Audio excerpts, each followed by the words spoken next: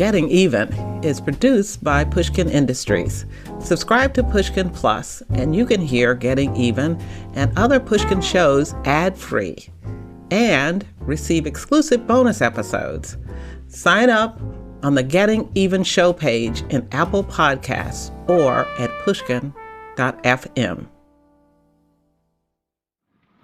The nominees for the best performance by an actor are Albert Finney in Tom Jones, Richard Harris in this. That's actress Anne Bancroft announcing the nominees for the Academy Award for Best Actor in 1964.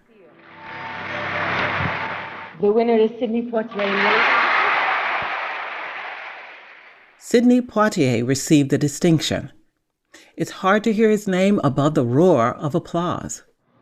It is a long journey to this moment. All I can say is a very special thank you.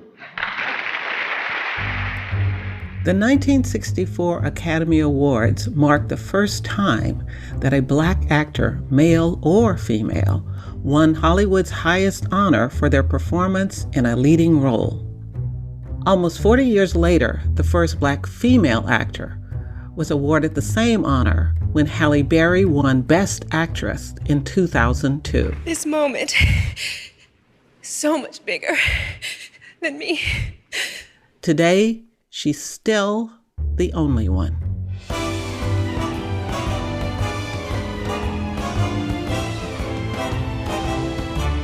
I'm Anita Hill.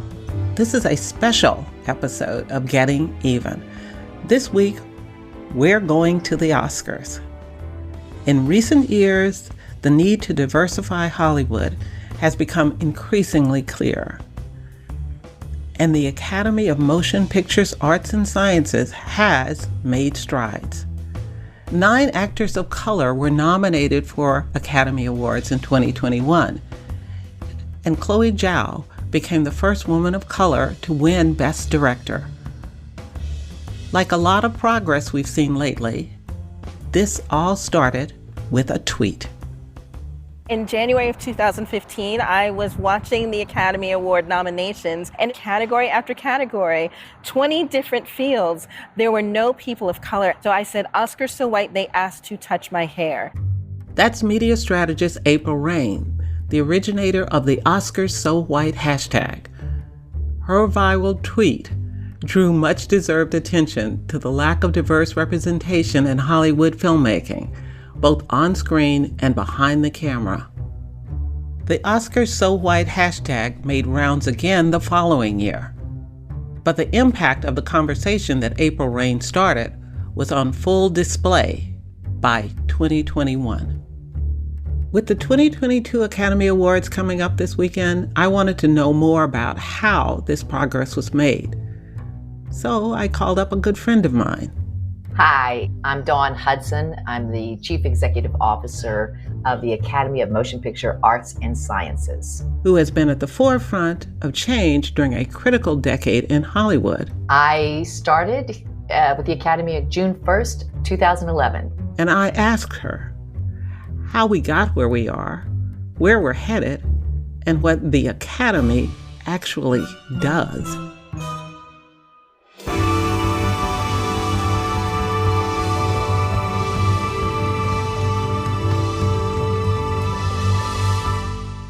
I'm so happy to be here, Anita. You are in Hollywood, and I think one of the most important roles in the industry. But most of the people know only the words that you hear when people win an Oscar and say, I want to thank the Academy. But they don't really, most people don't know how it's made up, how it operates. It was started with just the intention of advocating for the arts and sciences of motion pictures. And it's unique in that it's an organization that isn't a guild, or it isn't representing one single sector of filmmaking. We're representing everyone who makes a film. So when you say, I'd like to thank the Academy, you're thanking all of those artists who make up filmmaking. And the Oscars are really what most people see. They don't realize that you are year-round doing things to support the industry as well as the people who are in the industry. But for the most part, people do understand the awards programs. That's what they see. That's the part that's most visible. And they don't know what the workings or inner workings of that process is. So can you tell us a little bit about that? Sure. And I want to emphasize that award ceremony, while it is that, this is our most public night, Oscar night, it is one day out of 365 days. This, group who founded the Academy in 1927, they really had a vision for this organization that extended way beyond, an award ceremony. In the original charters, they talked about, let's create a library, let's preserve this art form of motion pictures. So as soon as they could, they started collecting scripts and collecting artifacts from movies, posters, production design drawings. They started collecting this all year long until they then built a library and built a film archive. What you see on Oscar night is an event that helps to fund all of that collection, all of these programs all year long. It's sort of like, the Library of Congress is devoted to our history in books and a lot of other things. That's what the Academy is for movies. And I think I know the answer to this question, but you keep the names of the Academy members confidential. Why is that? We don't. We used to. Oh, you don't? But we don't. It used to be perceived as even a very Los Angeles-centric community. People didn't even know how to become a member or how you would even apply to become a member or what's the requirements for becoming a member. So it was sort of like, even if you were from New York, it was hard to understand what was going on. So now we are, trying to demystify that process for filmmakers all over the world. After the break, Don Hudson and I talk about the tweet heard round the industry.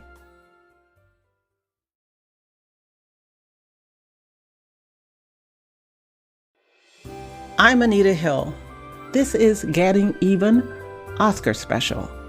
I'm talking to Don Hudson, CEO of the Academy of Motion Pictures, about inclusion in Hollywood. You began at the Academy in 2011, and I've actually heard you say that from the minute that you arrived into the position, your board made it very clear that the industry was changing and that the Academy needed to change.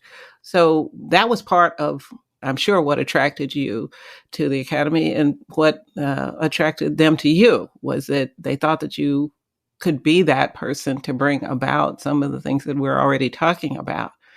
But in 2015, April Ryan tweeted, "Oscars so white, they asked to touch my hair," which became a joke in a sense, but the tweet went viral. And it really did shine a light on the Academy that I think surprised some people in the public, but also sparked even more of an urgency for the change. Is that correct? 100% correct. That I was invited in because the Academy wanted to be more modern and contemporary and be a part of the contemporary world of filmmaking. And they felt they had become a little removed from it. But when I got there, the practices had been put in place. It was just reinforcing this kind of older boys club, And because when I got there, I was like, wow, I felt like I wasn't the only woman in the boardroom, but there was just a few of us. And, you fought for this all your life. It's a very different feeling when you're just one or two female voices in the room. It was intimidating for me. It was intimidating. And luckily, there were a lot of male and female governors who reached out and said, no, we want this change. Come on, please keep talking to us. But it was hard for them to see at first the practices that were in place that would be exclusionary. Someone a member commented to me one time when I first started, and he said, well, look, if anyone is good, they're already a member of the Academy. And I said, I know people, I can tell you people right now off the top of my head, 25 people now who are not members of the Academy, who are the top top field. So we can't say we have everybody good here. So I think we began that commitment to change in 2011 when I started. It began very slowly, but it was first of all, it was kind of an education of, really, are we that exclusionary? And you say yes, because we have 8%, or even fewer than 8%. I think it was 6%, people of color in our whole membership. We have 22% women in our whole membership. We're not reaching all the artists. I'll tell you, this is bad, or this is not representative of the best of the best. But what happened when we had our second year of all white actor nominees, because that's really what the public looks at, that's the most visible nominees, along with Best Picture and Director. But there's nothing like being called out publicly in a crisis like that really motivates everybody to make very bold changes very quickly. So after the Oscars So White, we created something called A2020. We committed to doubling the number of women and doubling the number of people from underrepresented racial and ethnic groups in our membership. Well, sometimes it takes a spark or somebody from the outside to really draw attention to get your attention. It does take a while to identify the problem. Believe me, I understand that. Right. Working with the Hollywood Commission, that it takes a while to really identify the problem, convince people that it is a problem, convince people that you can solve the problem. Right. And that you're all going to be better off if you do. So I think that's a process. You're absolutely right. I appreciate you saying that. When I came in, there was no perceived crisis or emergency. There was well, everything's fine here. Some people felt we needed to do things differently, but some people were like, well, we've got a great show. The numbers are great. We've got the number one entertainment show in the world. We've got a brand that's recognized everywhere. What's your problem? Here. And we were just like, well, there's a lot of problems. Let's start with these. Let's start with being more transparent in how the membership process works. Let's start with allowing access to people who are working on films to vote in the Academy Awards. We want more representation in the storylines and in the people in front and back of the camera, because it says, hey, this can be your team too. And if the winners of the Oscars are this homogeneous group, it doesn't say, come play with us. So I think the Oscars are much more important than actually winning a statuette. I think it's what it represents to the world. And that's why we want to make them as representative. The Academy is representative. Filmmaking is representative. Are you satisfied with the progress that you've made? You have results. Is this enough? No, it's not enough. It's still so painful to see different communities not represented proportionately, both in the companies who are making and distributing films and in the films themselves, which films get chosen to be released and to be promoted or to be funded. Films are primarily made by white men, and the actors are primarily white and male. That's what the public sees, and that's the art, the narrative we're putting out into the world, the narratives we're putting out into the world. When I was growing up, movies had such a profound influence on me. And then I went to college and I saw international films. I saw Bergman films. I saw Fellini films. I thought, oh my God, there's a whole world I didn't know existed. Then I even saw films, that dramatize the South and my family situation. And I learned about myself, and I learned different ways of thinking. And I know that narrative and movies have that impact on everyone across the world. They need to be as honest and representative as the world is. So no, I'm not satisfied, but am I gratified with the progress we have made? Yes, very much. With all of the changes, all of the need for change, and really a movement I see inside the industry calling for change. Do you think that the pieces that you are putting in place right now, and probably will continue until you clean out your desk and leave, will leave a lasting impression and will have a lasting effect? It's a great question, Anita. And I absolutely do believe that. Because in order for us to be relevant and important and a symbol of aspiration for the future, we have to reflect our world in all its diversity. This is not a temporary movement. I have no doubt that these changes will not last. Thank you. Thank you for your leadership. Thank you for all of the measures you put in place. And thank you for just being true to your passion. Thank you, Anita. And thank you for the same thing. And thank you. I did want to say one thing with the Hollywood Film Commission. When you agreed to lead that was a very bright day for Hollywood, because we knew this was going to happen. You were serious. And just what you symbolize for us, for women, for equity, for inclusion, and you're putting your time into this organization, it's meant a lot to us. And that is part of the reason why these changes are here to stay. Yeah. The fact that this girl from Oklahoma sitting with me here and I from Arkansas are here on a podcast to talk about inclusion in Hollywood, I think that neither path could have been predicted. I mean, when I read that you were originally from Arkansas, I thought, oh yeah, that's why we hit it off.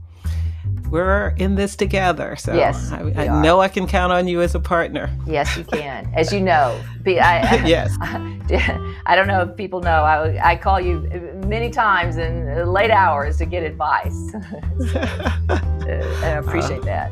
Yes, you're great. The 2022 Academy Award nominees may not be as racially diverse as last year's slate, but there is much to celebrate about this year's nominated class. 2 queer women are nominated for awards, Ariana DeBose and Kristen Stewart. King Richard, a dramatized telling of Richard, Venus, and Serena Williams' triumphant journey, is nominated for 6 Academy Awards. And Coda, a film about a deaf family that features deaf actors in its leading roles, received 3 nominations, including Best Picture. No one knows who'll take home the big prize on Sunday night. But this year, when you hear the winners thank the Academy, you'll at least know who they're talking about.